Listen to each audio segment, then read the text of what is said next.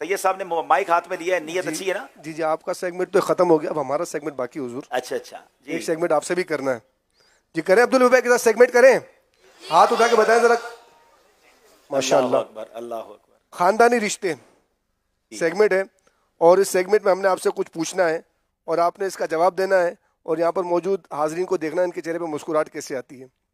सवाल ये है हुजूर, आपके पोते की बहन के वालिद की बहन के भाई की वालदा की सास की बहन से आपका क्या रिश्ता है? अब कश्मीर की वादियों में ढूंढते हैं ना रिश्ते। इतना इतना स्पीड से और इतना तवील रिश्ता बताएंगे, ये तो जरा मुश्किल हो जाएगा। आप आहिस्ता आहिस्ता बोलें। फिर आप जरा मुस्कुराएं। चले। अल्लाह सिन्न का। जी। आपके पोते की बहन के वालिद की बहन के भाई की वालदा की सास की बहन से आपका क्या रिश्ता है? मेरी खाला बनती है।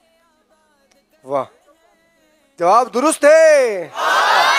वैसे यकीन करें, मैं आज लाइव बड़ी अजीब बात बताने जा रहा हूँ। अपनी कमजोरी लाइव नहीं बतानी चाहिए।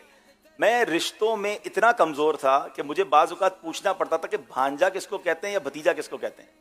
फिर घर वाले बताते थे कि भांजा जो है, अच्छा मैंने पता है कैसे याद किया हुआ था कि मैं अजीब सी बात है लाइव बता देता हूँ। मैं मामू के साथ भांजा याद करता था कि मामू भांजा होता है तो चचा भतीजा होता है। फिर याद आ गया कि भाई का बेटा भतीजा होता है, और जो है वो मामू किसका, देखो फिर भूल गया, बहन का बेटा, बहन का बच्चा या जो होता है उसके वो भांजा होता है। नवासा और पोते पोतियों में बड़ी मिस्टेक थी। ये बापू ने पूछ पूछ के जो है ना मेरा समझ ले रिश्ते इन्होंने पक्के करा दिए हैं। तो उम्मीद है कि चले सेगमेंट सारे लोग जो है वो रिश्तों में भी मजबूत हो जाएं। चले जनाब, ये सेगमेंट कंप्लीट हुआ। अब वक्त हुआ है अपने अपने नेक अमाल का